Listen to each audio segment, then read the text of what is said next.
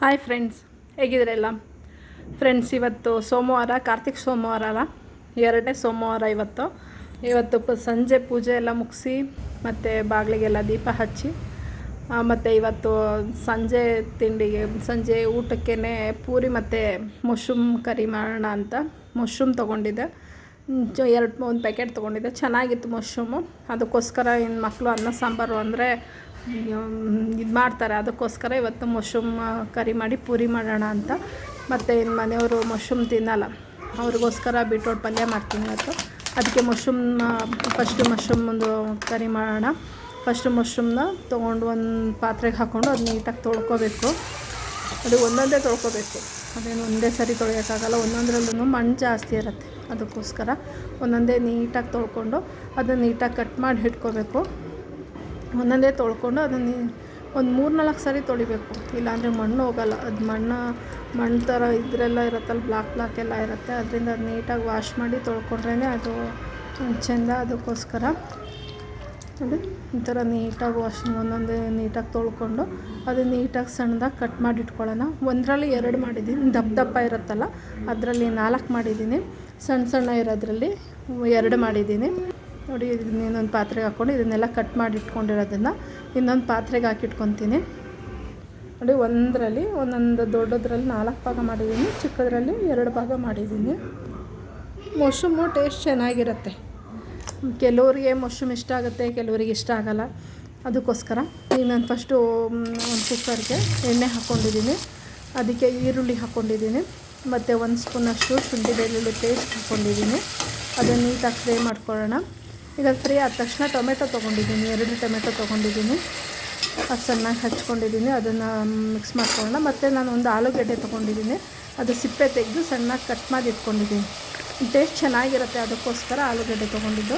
ಮತ್ತು ಮಶ್ರೂಮ್ ತೊಗೊಂಡಿದ್ದೀನಿ, 1 ಕಪ್ಪು ಮಶ್ರೂಮು ಮತ್ತು ಒಂದು ಅರ್ಧ ಕಪ್ಪಷ್ಟು ಬಟಾಣಿ ತೊಗೊಂಡಿದ್ದೀನಿ, ಹಸಿ ಬಟಾಣಿ ತೊಗೊಂಡಿದ್ದೀನಿ. ಇದು ಆಲೂಗೆಡ್ಡೆ ಮತ್ತು ಮಶ್ರೂಮು ಬಟಾಣಿ 3 ಹಾಕೋದ್ರಿಂದ ಟೇಸ್ಟು ಸಖತ್ತಾಗಿರುತ್ತೆ. ಬರೀ ಮಶ್ರೂಮು ಹಾಕಿ ಮಾಡ್ಕೋಬೋದು, ಮಶ್ರೂಮು ಬಟಾಣಿ ಹಾಕಿನೂ ಮಾಡ್ಕೋಬೋದು. ಅದ್ರ ಜೊತೆಗೆ ಒಂದೇ ಒಂದು ಆಲೂಗೆಡ್ಡೆ ಹಾಕಿದ್ರೆ ಗ್ರೇವಿ ಸ್ವಲ್ಪ ಗಟ್ಟಿ ಕೂಡ ಬರುತ್ತೆ, ಟೇಸ್ಟ್ ಕೂಡ ಚೆನ್ನಾಗಿರುತ್ತೆ. ಅದಕ್ಕೋಸ್ಕರ ಈಗ ಅದಕ್ಕೆ ಸ್ವಲ್ಪ ಗರಂ ಮಸಾಲ ಹಾಕಿದ್ದೀನಿ, ಅಚ್ಕಾರದ ಪುಡಿ ಮತ್ತು ಸ್ವಲ್ಪ ಚಿಕನ್ ಮಸಾಲ ಹಾಕಿದ್ದೀನಿ, ಟೇಸ್ಟ್ ಚೆನ್ನಾಗಿರಲಿ ಅಂತ. ಸ್ವಲ್ಪ ಅರಿಶಿನ ಪುಡಿ ಹಾಕಿದ್ದೀನಿ. ಈಗ ನೀಟಾಗಿ ಇದನ್ನು ಮಿಕ್ಸ್ ಮಾಡ್ಕೊತಾ ಇದ್ದೀನಿ. ಈಗ ರುಚಿಗೆ ಎಷ್ಟು ಬೇಕಷ್ಟು ಇವಾಗಲೇ ಉಪ್ಪು ಹಾಕ್ಕೊತೀನಿ. ನೋಡಿ, ಈಗ ನೀಟಾಗಿ ಮಿಕ್ಸ್ ಮಾಡ್ಕೊಳ್ಳೋಣ. ಈಗ ರುಚಿಗೆ ಎಷ್ಟು ಬೇಕಷ್ಟು ಉಪ್ಪು ಹಾಕ್ಕೊತಾ ಇದ್ದೀನಿ. ಈಗ ಸ್ವಲ್ಪ ನೀರು ಹಾಕ್ಕೊತಾ ಇದ್ದೀನಿ. ತುಂಬ ಗಟ್ಟಿ ಇದ್ದರೆ ಒಂದು ವಿಶಿಲ್ ಹಾಕ್ಸ್ಕೊಂಡ್ರೆ ಎಲ್ಲ ಸ್ಮೂತಾಗಿ ಬೆಂದಿರುತ್ತಲ್ಲ, ಚೆನ್ನಾಗಿರುತ್ತೆ. ಅದಕ್ಕೋಸ್ಕರ ನಮ್ಗೆ ಎಷ್ಟು ಬೇಕಷ್ಟು, ತುಂಬ ತೆಳುವಂತಲ್ಲ, ಅದು ಬೇಯ ಅಷ್ಟು. ಈಗ ಅದು ಸ್ವಲ್ಪ ಕೊತ್ತಂಬರಿ ಸೊಪ್ಪು ಆ್ಯಡ್ ಮಾಡಿಬಿಟ್ಟು ಕುಕ್ಕರ್ ಕ್ಲೋಸ್ ಮಾಡೋಣ. ನೋಡಿ, ಈಗ ಕೊತ್ತಂಬರಿ ಸೊಪ್ಪು ಹಾಕ್ಬಿಟ್ಟು ನೀಟಾಗಿ ಮಿಕ್ಸ್ ಮಾಡಿಬಿಟ್ಟು ಇವಾಗ ಕುಕ್ಕರಲ್ಲಿ 2 ವಿಶಿಲ್ ಕೂಗಿಸ್ಕೊಳ್ಳೋಣ. ಅದು ಮಶ್ರೂಮ್ ಎಲ್ಲ ತುಂಬ ಬೆಂದೋಗಿರುತ್ತಲ್ಲ, ನಾವು ಎಷ್ಟಿದ್ರೂ ಸ್ವಲ್ಪನೇ ಆಗೋದದು. ಅದಕ್ಕೋಸ್ಕರ ಆಲೂಗೆಡ್ಡೆ ಹಾಕಿದ್ರೆ ಸ್ವಲ್ಪ ಗಟ್ಟಿ ಬರುತ್ತೆ. ಆಲೂಗೆಡ್ಡೆ ಸ್ವಲ್ಪ ಸ್ಮ್ಯಾಶ್ ಮಾಡ್ತು ಅಂದರೆ ಫುಲ್ ಗಟ್ಟಿ ಬರುತ್ತೆ. ಅದಕ್ಕೋಸ್ಕರ ನಾನು ಇವಾಗ ಇದ್ರ ಜೊತೆಗೆ ಪೂರಿ ಮಾಡ್ತಾಯಿದ್ದೀನಿ. ಪೂರಿ ಮತ್ತು ಮಶ್ರೂಮ್ ಕರಿ ಮಾಡಿದ್ದೀನಲ್ಲ, ಟೇಸ್ಟ್ ಸಖತ್ತಾಗಿರುತ್ತೆ. ಮಕ್ಕಳೆಲ್ಲ ಕಾಲೇಜಿಂದ ಬರ್ತಾಯಿದ್ದಾರೆ. ಇವಾಗ ಸಂಜೆ 6 ಗಂಟೆ ಮೇಲೆ ಎಲ್ಲರೂ ಬರೋದು. ಅದಕ್ಕೋಸ್ಕರ ನಾನು ಇವಾಗ ರೆಡಿ ಮಾಡಿದ್ದೀನಿ. ಬೆಳಿಗ್ಗೆ ಹೊತ್ತು ತಿಂದು ಹೋಗೋಕ್ಕಾಗಲ್ಲ, ಅವ್ರಿಗೆ ತುಂಬ ಟೈಮ್ ಆಗೋಗುತ್ತೆ. ಅದಕ್ಕೋಸ್ಕರ ರೈಸ್ ಐಟಮ್ ಮಾತ್ರ ಮಾಡಿ ಕಳಿಸ್ತೀನಿ. ಸಂಜೆ ಟೈಮು ಈ ಥರ ತಿಂಡಿ ಮಾಡ್ತೀನಿ. ನೋಡಿ, ತುಂಬ ಸಾಫ್ಟಾಗಿ ಕೂಡ ಬೆಂದಿದೆ.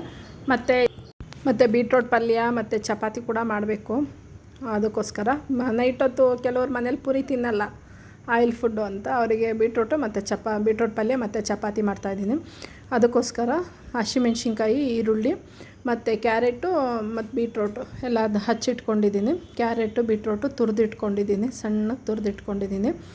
ಹಸಿಮೆಣ್ಸಿನ್ಕಾಯಿ ಉದ್ದಾಗಿ ಹಚ್ಕೊಂಡಿದ್ದೀನಿ, ಸಣ್ಣಕ್ಕೆ ಹಚ್ಕೊಂಡ್ರೆ ಇನ್ನು ಬಾಯಿಗೆ ಸಿಗುತ್ತೆ ಅಂತ. ಒಂದು ಬಾಣಲಿಗೆ 2 ಟೇಬಲ್ ಸ್ಪೂನಷ್ಟು ಎಣ್ಣೆ ಹಾಕ್ಕೊಂಡಿದ್ದೀನಿ. ಇದಕ್ಕೆ ಸ್ವಲ್ಪ ಸಾಸಿವೆ ಹಾಕ್ಕೊಂಡಿದ್ದೀನಿ ಮತ್ತು ಕಡಲೆಬೇಳೆ, ಉದ್ದಿನಬೇಳೆ 2 ಮಿಕ್ಸ್ ಮಾಡಿ ಹಾಕ್ಕೊಂಡಿದ್ದೀನಿ.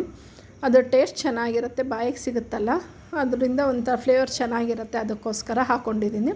ಇದು ಫ್ರೈ ಆದಮೇಲೆ ನೋಡಿ, ಈ ಥರ ಒಂದು ಸ್ವಲ್ಪ ಬ್ರೌನ್ ಕಲರ್ ಬರೋ ಹಂಗೆ ಫ್ರೈ ಆದಮೇಲೆ ಸ್ವಲ್ಪ ಕರಿಬೇವು ಹಾಕ್ಕೊಂಡಿದ್ದೀನಿ. ಕರಿಬೇವು ಹಾಕ್ಕೊಂಡು ಇವಾಗ ಸ್ವಲ್ಪ ಹಸಿಮೆಣ್ಸಿನ್ಕಾಯಿ ಕಟ್ ಮಾಡಿಕ್ಕಿದ್ನಲ್ಲ, ಹಸಿಮೆಣ್ಸಿನ್ಕಾಯಿ ಹಾಕೋತಾ ಇದ್ದೀನಿ. ಅದು ಸ್ವಲ್ಪ 1-2 ನಿಮಿಷ ಫ್ರೈ ಮಾಡ್ಕೊಳ್ಳೋಣ ಅದನ್ನು. ಇವಾಗ ಈರುಳ್ಳಿ ಹಾಕ್ಕೊತಾ ಇದ್ದೀನಿ. ಈರುಳ್ಳಿ ಉದ್ದುದ್ದಕ್ಕೆ ಹಚ್ಕೊಂಡ್ರೆ ಚೆನ್ನಾಗಿರುತ್ತೆ, ತುಂಬ ಸಣ್ಣ ಅಂತ ಬೇಡ, ಉದ್ದುದ್ದಕ್ಕೆ ಹಚ್ಕೊಂಡ್ರೆ ಸಾಕಾಗತ್ತೆ ನೋಡಿ. ಇವಾಗ ಅದನ್ನು ನೀಟಾಗಿ ಫ್ರೈ ಮಾಡ್ಕೊಳ್ಳೋಣ. ಹೆಲ್ತ್ಗೂ ಕೂಡ ಒಳ್ಳೆಯದು ಫ್ರೆಂಡ್ಸು ಬೀಟ್ರೋಟು. ಮುಖದಲ್ಲಿ ಶೈನಿಂಗ್ ಕೂಡ ಬರುತ್ತೆ, ಮತ್ತು ಈ ಮೋಷನ್ ಪ್ರಾಬ್ಲಮ್ ಇರುತ್ತಲ್ಲ ಅಂಥವ್ರಿಗೆಲ್ಲ ಬೀಟ್ರೋಟ್ ತುಂಬ ಒಳ್ಳೆಯದು. ಈ ಮೋಷನ್ಗೆ ಹೋದ ತಕ್ಷಣ ತುಂಬ ಉರಿ ಅಂತ ಇದು ಮಾಡ್ತಾ ಇರ್ತಾರಲ್ಲ ಅಂಥವರಿಗೆ ಬೀಟ್ರೋಟು ಕೊಟ್ಟರೆ ತುಂಬ ಒಳ್ಳೆಯದಿರುತ್ತೆ, ಆ ಉರಿ ಕೂಡ ಕಮ್ಮಿ ಆಗುತ್ತೆ. ಅದರಿಂದ ಆಲ್ಮೋಸ್ಟು ಬೀಟ್ರೋಟ್ ಎಲ್ಲದಕ್ಕೂ ಕೂಡ ಒಳ್ಳೆಯದು. ಶುಗರ್ ಇರೋರಿಗೆ ಬೇಡ, ಶುಗರ್ ಅಂಶ ಜಾಸ್ತಿ ಇರುತ್ತೆ ಬೀಟ್ರೋಟಲ್ಲಿ. ಶುಗರ್ ಇರೋರು ತೊಗೊಳ್ಳೋದು ಒಳ್ಳೆಯದಲ್ಲ. ಮಾಮೂಲಿಯವರೆಲ್ಲ ಬೀಟ್ರೋಟ್ ಆರಾಮಾಗಿ ತೊಗೋಬೋದು. ಹೆಲ್ತ್ ಮಕ್ಕಳಿಗಂತೂ ತುಂಬ ಒಳ್ಳೆಯದು. ಇದಕ್ಕೆ ರುಚಿಗೆ ಎಷ್ಟು ಬೇಕಷ್ಟು ಉಪ್ಪು ಹಾಕ್ಕೊತಾ ಇದ್ದೀನಿ ನೋಡಿ. ರುಚಿಗೆ ಎಷ್ಟು ಬೇಕಷ್ಟು ಉಪ್ಪು ಹಾಕಿದ್ದೀನಿ. ಇವಾಗ ಅದನ್ನು ನೀಟಾಗಿ ಮಿಕ್ಸ್ ಮಾಡಿಕೊಂಡು ಸ್ವಲ್ಪ ಹೊತ್ತು ಬೇಯಕ್ಕೆ ಬಿಟ್ಬಿಡೋಣ. ಸ್ವಲ್ಪ ಬೇಯಕ್ಕೆ ಬಿಟ್ಬಿಟ್ಟು ಆಮೇಲೆ ಪ್ಲೇಟಿಗೆ ಸರ್ವ್ ಮಾಡ್ಕೊಳ್ಳೋಣ. ಇನ್ನು ಚಪಾತಿ ಬೇರೆ ಮಾಡಬೇಕು, ನೈಟ್ ಆಯಿತು ಆವಾಗಲೇ, ಇನ್ನೆಲ್ಲರೂ ಬರ್ತಾರೆ ಊಟಕ್ಕೆ ಎಲ್ಲ. ಅದಕ್ಕೆ ಚಪಾತಿ ಸ್ವಲ್ಪ ರೈಸು ಇಷ್ಟು ಮಾಡಿದರೆ ಇವತ್ತಿಂದು ಡಿನ್ನರೆಲ್ಲ ಮುಗಿಯುತ್ತೆ ನೋಡಿ. ತುಂಬ ಸಾಫ್ಟಾಗಿ ಬೆಂದಿದೆ. ಇದನ್ನು ಪ್ಲೇಟ್ಗೆ ಹಾಕ್ಕೊತಾ ಇದ್ದೀನಿ ನೋಡಿ. ಬಿಸಿ ಬಿಸಿ ಇದೆ. ಇದಕ್ಕೆ ಬಿಸಿ ಬಿಸಿ ಚಪಾತಿ ಹಾಕಿದರೆ ಆರಾಮಾಗಿ ತಿನ್ಬೋದು. ಇವಾಗ ಮಶ್ರೂಮ್ ಕರಿ ಮತ್ತು ಪೂರಿ, ಬೀಟ್ರೋಟ್ ಪಲ್ಯ, ಚಪಾತಿ ರೆಡಿ ಇದೆ ಫ್ರೆಂಡ್ಸ್. ಈ ವಿಡಿಯೋ ಇಷ್ಟ ಆಗಿದ್ರೆ ಪ್ಲೀಸ್ ನಮ್ಮ